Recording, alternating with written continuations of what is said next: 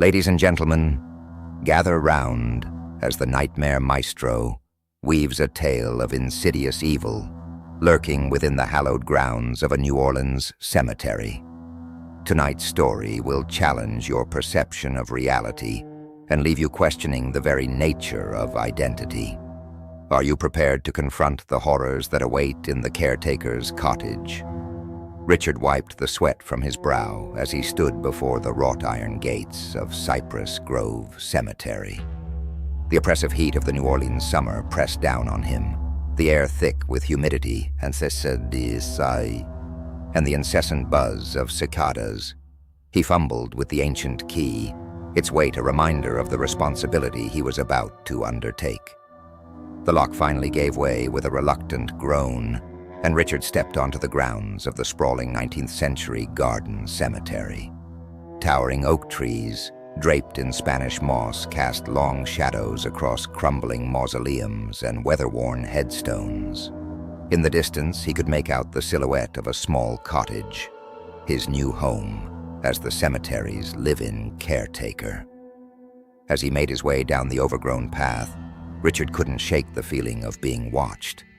He glanced over his shoulder, half expecting to see someone following him. But there was only the gentle sway of branches in the humid breeze. He chuckled nervously, attributing the sensation to first-day jitters and the eerie atmosphere of his new workplace.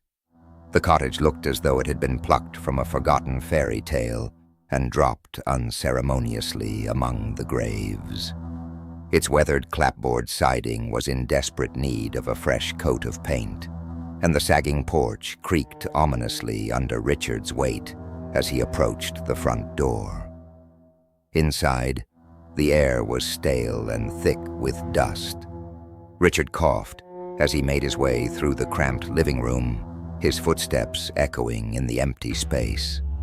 Family photos of previous caretakers lined the walls, their eyes seeming to follow him as he explored his new home.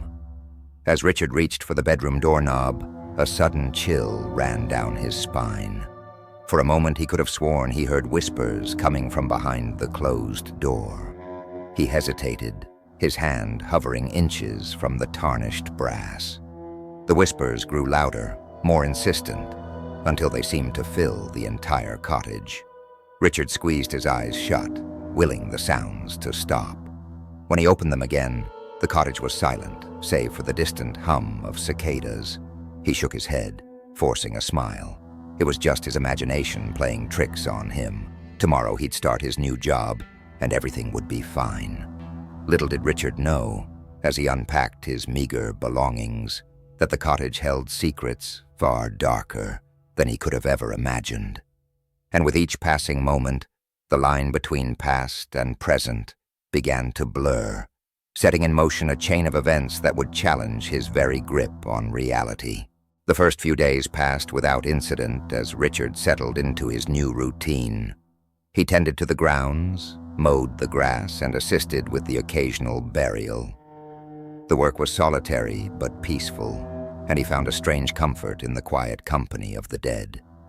It wasn't until his fifth night in the cottage that things began to change. Richard jolted awake, his heart racing as he tried to pinpoint what had disturbed his sleep.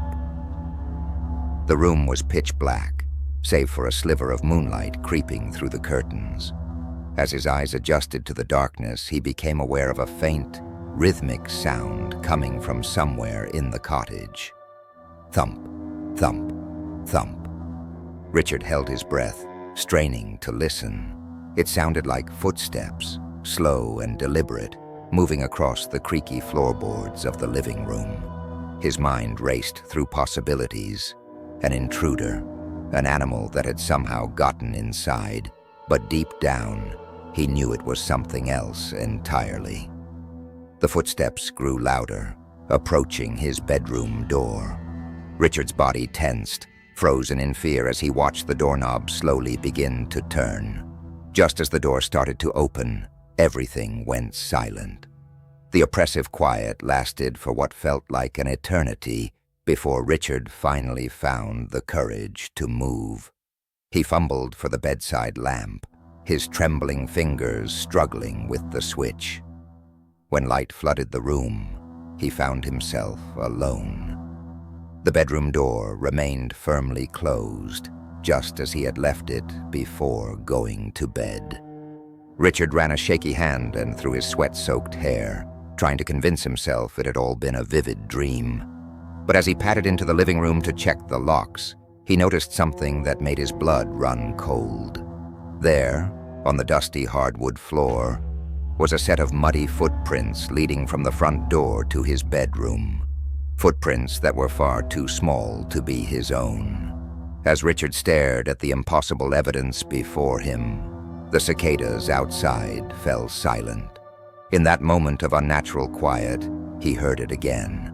A whisper so faint, he might have missed it had he been breathing.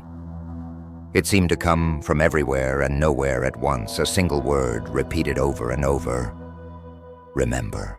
The following days blurred together as Richard threw himself into his work, desperate to distract himself from the growing sense of unease that permeated the cottage.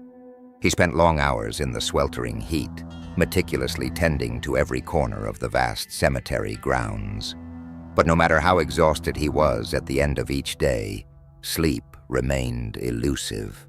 Every night, the whispers returned, growing louder and more insistent. They were joined by other sounds, muffled sobs, angry shouts, the sickening crunch of bone meeting flesh. Richard would wake in a cold sweat, tangled in sheets that felt like grasping hands trying to drag him into the darkness. It was during one of these restless nights that the first vision hit him. One moment, Richard was staring at the water-stained ceiling of his bedroom, and the next, he found himself standing in the cottage's small kitchen. But it wasn't his kitchen, not exactly. The appliances were older, the wallpaper a garish floral pattern he'd never seen before. A heavy-set man with a thick mustache stood at the sink, furiously scrubbing at something in the basin. As Richard watched, unable to move or speak, the man turned. His eyes were wild, his face and hands covered in what Richard realized with growing horror was blood. The vision sharpened, and Richard could now see the source of the blood. A human hand, partially dismembered, lay in the sink. The man's breath came in ragged gasps as he muttered, "She shouldn't have pried. She shouldn't have known. The dead have their secrets, and so do I." The vision lasted only seconds before Richard snapped back to his own time, gasping for air. But the image of the blood-soaked man and the dismembered hand remained burned into his mind, as vivid as any real memory. Who was he? What had he done? And why was Richard seeing these things? As the days wore on, the visions became more frequent and intense. Richard would be walking among the graves, only to blink and find himself in another time. He watched helplessly as a gaunt woman in a Victorian dress mixed a vial of clear liquid into a steaming teacup, her eyes gleaming with malice. "For those who seek to expose our sacred duty," she whispered, her voice dripping with venom. He saw a young man in 1920s attire digging a shallow grave behind the cottage, tears streaming down his face as he worked. At his feet lay the body of a journalist, a notebook clutched in his lifeless hand. "I'm sorry," the young caretaker sobbed, "but the cycle must continue. The dead must be protected." Each vision left Richard feeling drained and disoriented. He began to lose track of time, unsure where his own memories ended and these borrowed ones began. The heat seemed to grow more oppressive with each passing day. The constant drone of cicadas, a maddening soundtrack to his waking nightmare. One afternoon, as Richard trimmed the grass around a cluster of weathered headstones, he noticed something strange.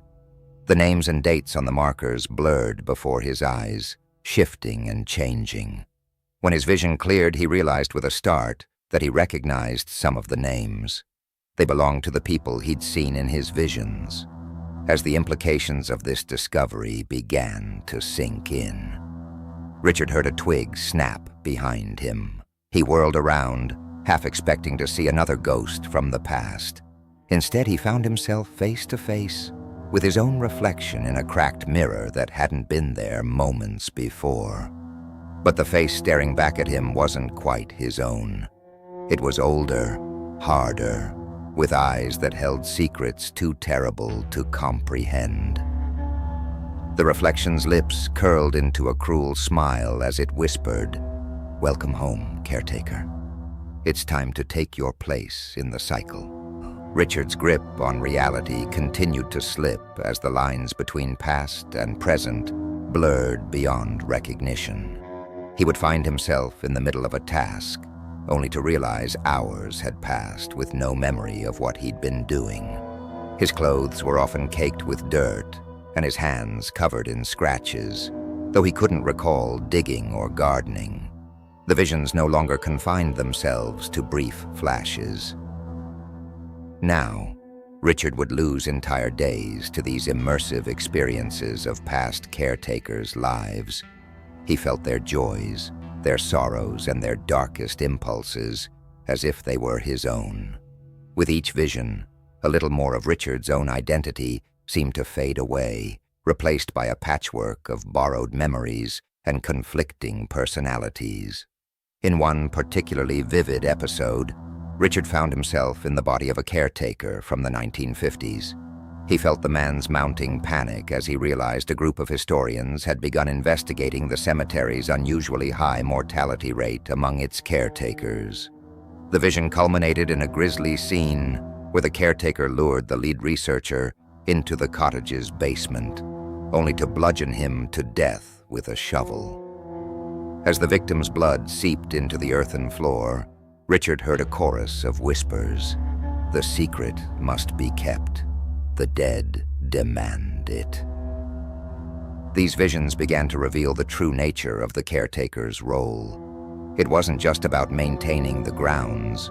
It was about guarding an ancient pact between the living and the dead. Centuries ago, a powerful necromancer had bound the souls of the deceased to this land, granting them a form of eternal rest in exchange for dark, occult power. The caretaker was the linchpin of this unholy bargain, a living sentinel charged with protecting the sanctity of the dead and eliminating any who threatened to disrupt the delicate balance. One sweltering afternoon, Richard found himself standing over a fresh grave, shovel in hand. He blinked, trying to remember why he was there, when he noticed the name on the temporary marker, Richard Saunders. His own name stared back at him, the date of death listed as today's date. Panic set in as Richard dropped the shovel and stumbled backwards. He tripped over something solid and fell, his hands sinking into loose soil. As he scrambled to his feet, he realized with dawning horror that he was surrounded by open graves, each bearing the name of a past caretaker he'd seen in his visions. The cicadas fell silent, and in that moment of eerie quiet, Richard heard the cottage calling to him. He ran, his feet carrying him down the overgrown paths without conscious thought. As he burst through the front door, the whispers that had haunted his nights crescendoed into a cacophony of voices, each demanding to be heard. Richard clutched his head, willing the voices to stop. But they only grew louder. He staggered into the living room where the photos on the walls began to change. The faces morphed, cycling through generations of caretakers before settling on a final image.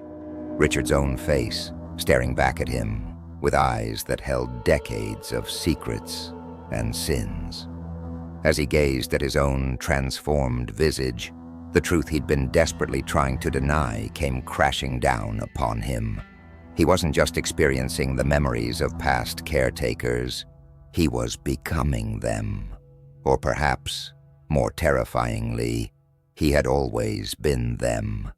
a single soul trapped in an endless cycle of death and rebirth, doomed to relive the horrors of the past for eternity.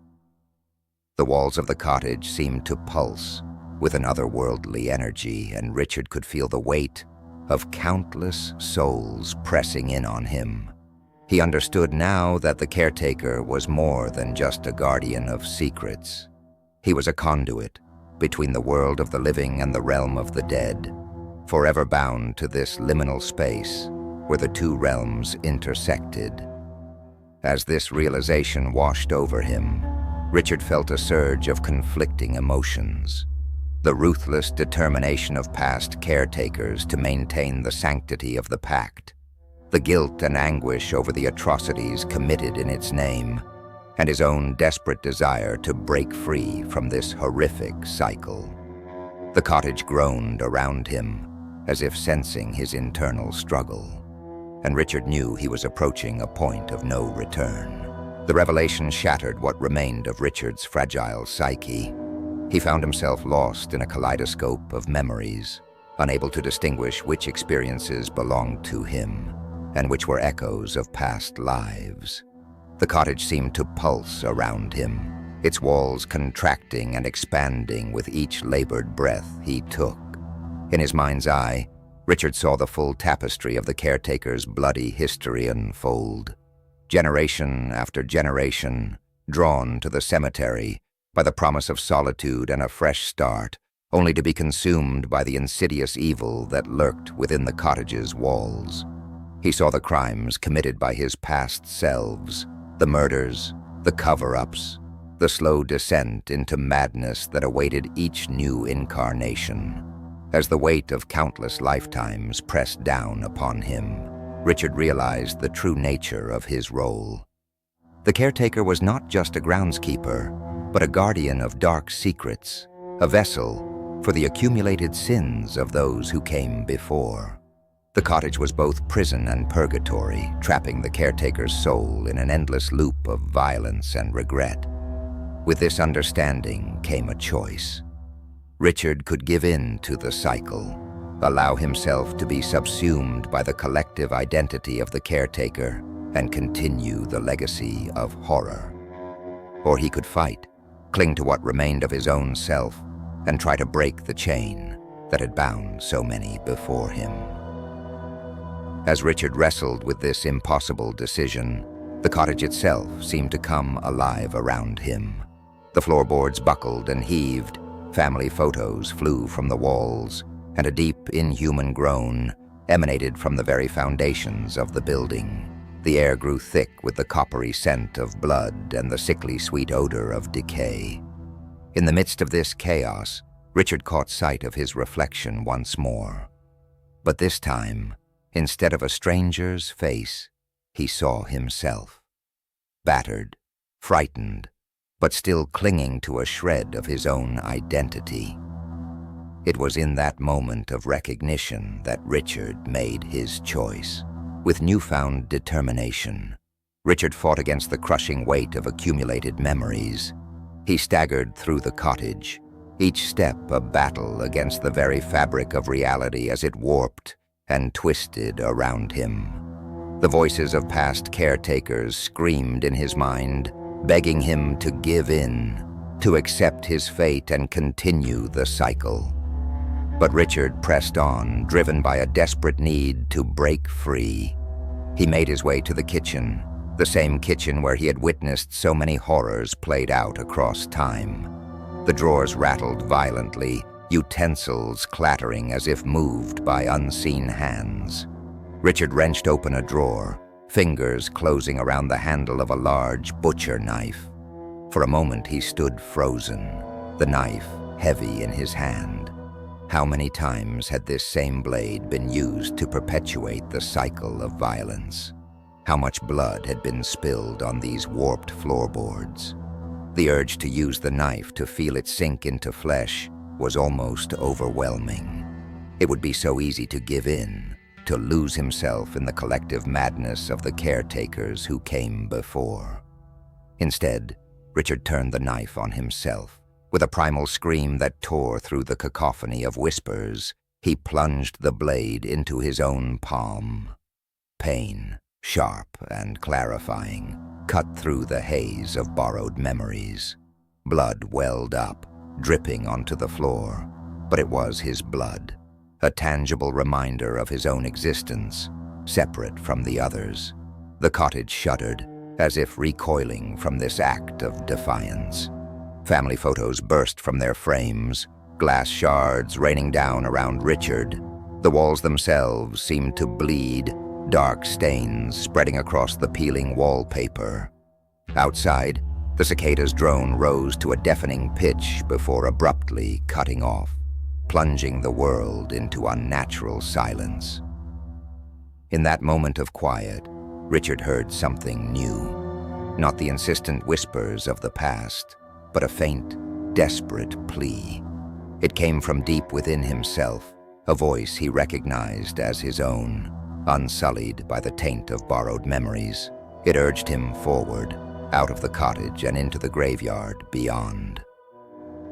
Moving as if in a trance, Richard stumbled out onto the porch. The cemetery spread before him, bathed in an eerie, otherworldly light. The gravestones rippled like water, names and dates blurring and reforming, and there, at the far end of the grounds, a new grave gaped open, waiting. Richard stood at the threshold of the cottage, blood dripping from his wounded hand as he stared out at the surreal landscape of the cemetery. Every instinct screamed at him to retreat back into the familiar confines of the cottage, to give in to the collective will of the caretakers and lose himself in their shared identity.